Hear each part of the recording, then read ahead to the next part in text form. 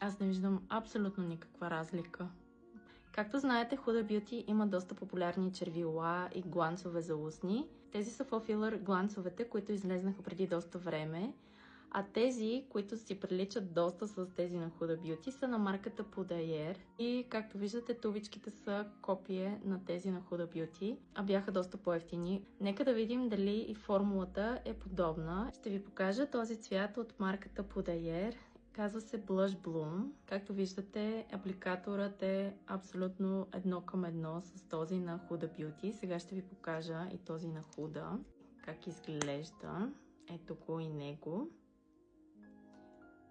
Доста подобни са, да не кажа едни и същи направо. Сега ще си нанеса от тази страна. Да видим как изглежда. Има много приятна миризма. Много добре изглежда и е много блестящ. Има малко бляскави частици, не знам дали може да се видят на камерата. Но наистина съм много впечатлена. Това е доста добър дюб и цената му е страхотна. Сега ще ви покажа този цвят на Huda Beauty. Цветът се казва Oh Baby. Ето отново да видите апликатора и него ще нанеса от тази страна.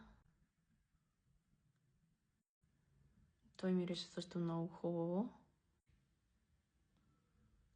Аз не виждам абсолютно никаква разлика.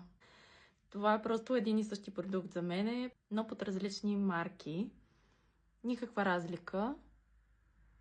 И цената е драстично по-ниска на Pudayer, отколкото тази на Huda Beauty. А вие бихте ли закупили от по-евтината марка или от по-скъпата? Ще се радвам да ми споделите в коментар и да ме последвате за още.